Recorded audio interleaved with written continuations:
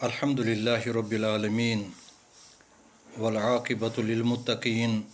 والصلاة والسلام علی سید المرسلین وآلہ الطیبین واصحاب الطاہرین۔ اعوذ باللہ من الشیطان الرجیم ومکروا ومکر اللہ واللہ خیر الماکرین۔ صدق اللہ العظیم۔ مقبوضہ کشمیر سے یہ خبر ہم نے دیکھی ہے مختلف میڈیاز میں، جس میں بتایا گیا کہ مولانا مشتاق احمد ویری جمیعت اہل حدیث کے نائب صدر کشمیر کے، اور مولانا داؤدی عبدالرشید داؤدی چیئرمین صوت الاولیاء کے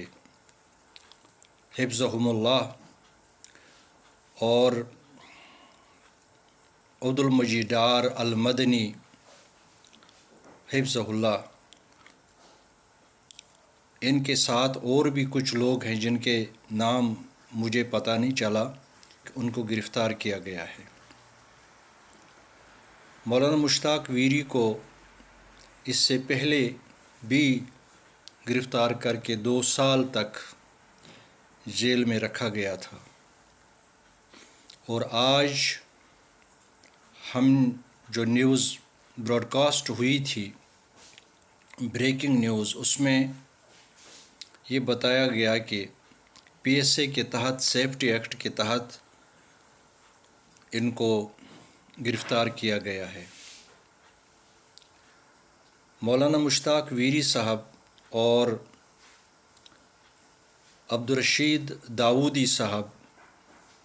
رحمہم اللہ حفظہم اللہ، اور عبدالمجید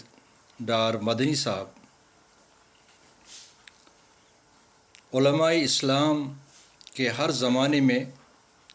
علماء کے لیے کوئی مسئلہ نہیں ہے، جن کو اللہ تعالیٰ نے ایمان دیا، علم دیا،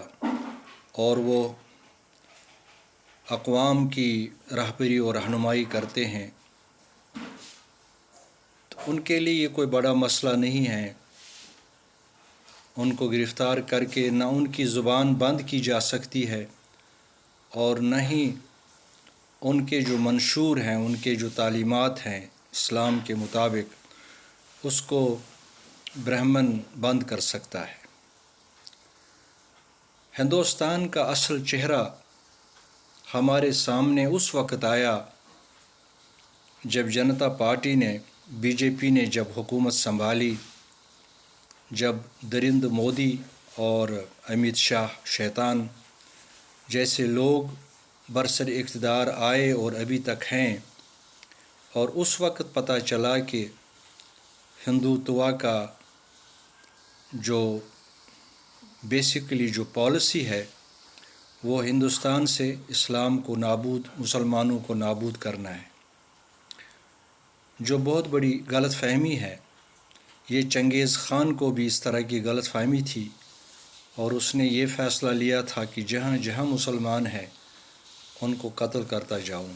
اور کیا بھی اس نے۔ بعض مورخین نے لکھا ہے کہ 30 لاکھ سے زیادہ، اور کئی مورخین نے لکھا 20 لاکھ سے زیادہ مسلمان قتل کیے گئے ہیں۔ بغداد خاص طور پر اینٹ کی اینٹ بجا دی گئی خلافت کی اس زمانے میں، لیکن چنگیز ختم ہوا، اس کی ڈائناسٹی ختم ہوئی، مگر اسلام ختم ہوا اور نہ مسلمان ختم ہوئے، نہ ہوں گے۔ مولانا مشتاق ویری صاحب وہ ایک سچا وائز ہے، داعی قرآن ہے، داعی حدیث ہے، اور اسی طرح صوت الاولیاء کے مولانا عبدالرشید داؤدی صاحب روحانی اقدار کے یہ علماء ہیں، اور انسانوں کو، مسلمانوں کو پیسفل، امن کی تعلیم دیتے ہیں، اور اس طرح ان کو گرفتار کرنا کوئی جواز نہیں ہے، نہ یہ جمہوریت ہے اور نہ یہ انسانیت ہے۔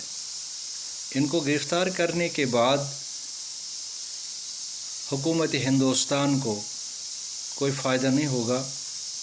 بلکہ ان کا وہ جھوٹ جو یہ جمہوریت وغیرہ ڈیموکریسی کی بات کر رہے ہیں، اس کا ثبوت یہ مل رہا ہے کہ یہ لوگ کس طرح، جو علامہ اقبال نے کہا تھا، گرگ اندر پوستینے بر رہے،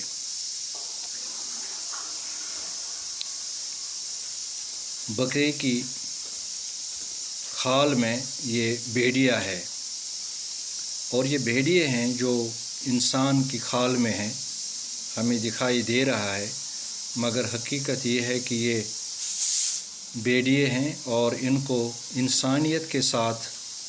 دین کے ساتھ یا کشمیریت کے ساتھ، جمہوریت کے ساتھ ان کا کوئی تعلق نہیں ہے۔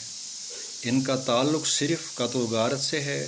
خون ہارنا ہے، فساد برپا کرنا ہے، اور سوسائٹیز جو ہیں ان کو مسمار کرنا ہے۔ کشمیر کے اندر جس چیز کی ضرورت تھی کہ وہاں اقتصادی پروگرام چلایا جائے تو انہوں نے سب ختم کر دیا، بلکہ ہماری کشمیر کی جو اسٹیٹ ہوڈ تھی وہ اسٹیٹ ہوڈ ختم کر دی گئی ہے۔ تو میں تمام دوستوں کو یہ باور کرنا چاہتا ہوں، مشتاق احمد ویری صاحب، عبدالمجید ڈار مدنی صاحب اور مولانا عبدالرشید داودی صاحب کو گرفتار کرنے کے بعد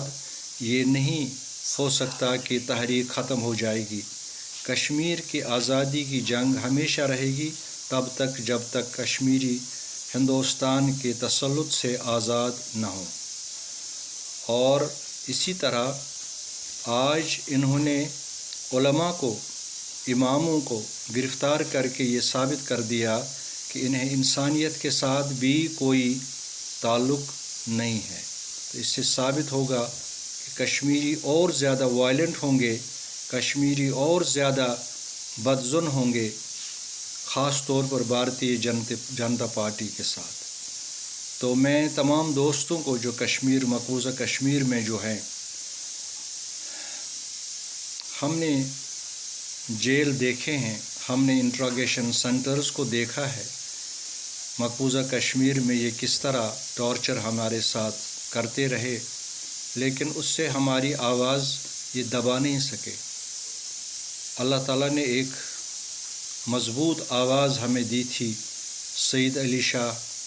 گیلانی رحمہ اللہ کی صورت میں، جس کے ساتھ چلتے ہوئے ہم نے کافی جیلیں کاٹی ہیں،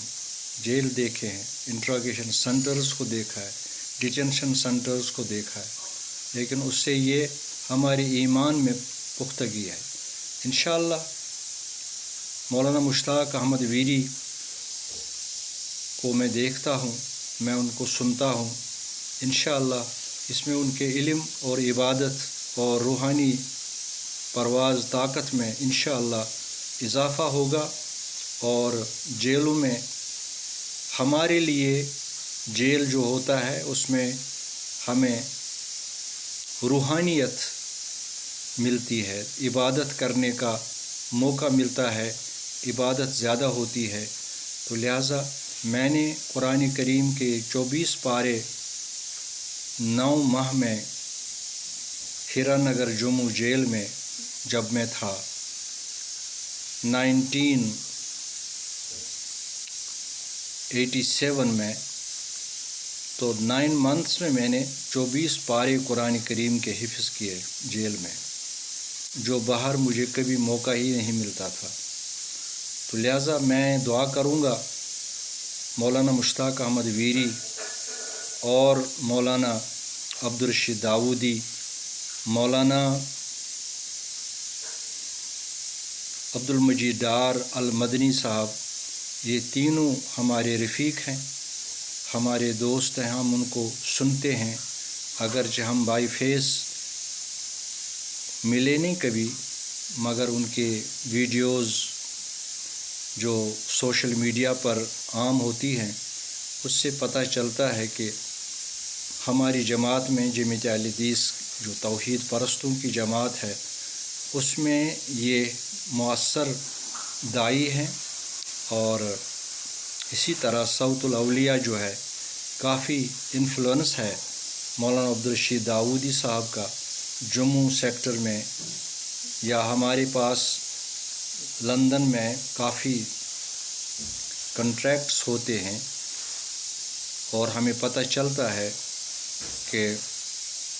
کس انسان کی کیا لینگتھ ہے اور اس کی کیا پہنچ ہے۔ ہم جانتے ہیں مولانا عبدالرشید داؤدی صاحب، خاص طور پر مولانا مشتاق احمد ویری، اور یہ دونوں صاحبان جو ہیں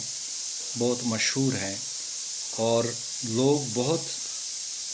ان کو سنتے ہیں۔ اسی طرح عبدالمجید ڈار صاحب المدنی، لاکھوں لوگ ہیں جو ان کو پسند کرتے ہیں۔ ان کے پاس اللہ نے علم دیا ہے، نالج ہے اور تدبر دیا ہے، دعوت کا کام ان سے اللہ تعالیٰ لے رہا ہے، اور داعیوں کو ہر زمانے میں ابراہیم علیہ السلام سے لے کر قیامت تک اسی طرح ہوگا۔ ہمارے اہل بیت جو تھے، اہل بیت مطہرین رسول اللہ صلی اللہ علیہ وسلم کی اولاد جن کو کربلا میں شہید کیا گیا اور دوسری جگہوں پر ایک ایک کر کے، اس کا مطلب یہی تھا کہ اسلام کا دروازہ ہم بند کریں گے، مگر وہ نہیں کر سکے۔ ہماری امام عالی مقام سیدنا امام حسین علیہ السلام نے قربانی دی ہے، وہ شہید ہوئے 73 ان کے ساتھیوں کے ساتھ، جس میں اہل بیت کے 19 لوگ بھی تھے اور باقی جو صحابی تھے، تابعین تھے، وہ تقریباً 40 سے زیادہ تھے جو کربلا کے میدان میں قتل کیے گئے۔ نہ صرف قتل کیے گئے بلکہ ان کے سر قلم کر کے ان کو نیزوں پہ چڑھایا گیا، اور ہماری خواتین بہنوں کے ساتھ جو سادات کی بیٹیاں تھیں ان کو کوفہ سے پیدل راستوں پہ چلایا گیا، بغیر کجاوے کے اونٹوں پر بٹھایا گیا، اور اذیت ناک منظر تھا وہ جب وہ حضرت زینب سلام اللہ علیہا کی قیادت میں جب وہ شام پہنچی۔ تو ہم اپنے دوستوں کو یہ بتائیں گے کہ یاد کرو، اہل بیت کو یاد کرو، جیلوں میں اہل بیت کو یاد کرو تو تمہیں رہنمائی ملے گی تمہیں، اور روحانیت کی طرف رسائی ملے گی۔ اہل بیت ہماری رسائی ہے، ہماری وصالت ہے، ہمارا توسل ہے ان سے دین کے ساتھ۔ وآخر دعوانا ان الحمد للہ رب العالمین۔ ہم دعا کریں گے اللہ تعالی ہمارے ان مبلغین، ان اماموں کو، اللہ رب العزت نے ان کو عزت دی ہے، یا اللہ ان کو حفاظت کر اور ان کے دلوں کو مضبوط بنا دے، اور ان کی آواز کو، زبان کو اور زیادہ مؤثر کر دے، تاکہ خلائق، اللہ کی مخلوق، تاکہ انسان اور زیادہ فائدہ اٹھائیں گے۔ انشاءاللہ وہی ہوگا کہ مشتاق ویری صاحب جیل سے باہر بھی خطیب ہیں، اور جیل کے اندر بھی اب وہ چلے گئے، اور وہاں وہ خطابت کریں گے جس طرح ہم کرتے رہے، یا اسلامی تحریک جو گرفتار ہوئے کبھی بھی، تو انہوں نے دین کا کام پھر زندانوں میں کیا ہے۔ تو آج عبدالرشید داؤدی حفظہ اللہ اور مولانا عبدالمجید ڈار المدنی صاحب اور ویری صاحب کو انشاءاللہ یہ ایک اور موقع مل گیا ہے کہ آپ لوگ زندان میں جا کر، قیدیوں اور جیلوں میں جا کر ان پرزنرز کو دین حق قرآن کریم کی تعلیم دیں، جو ظلماً بند کیے گئے ہیں اور جن کی زندگی مفلوج بنائی گئی ہے، جن کو محبوس کیا گیا ہے اور جن تک رسائی آسان نہیں ہے، تو اللہ تعالیٰ نے موقع دیا ہے۔ انشاءاللہ ہمارے یہ مبلغین وہی کام کرتے رہیں گے انشاءاللہ۔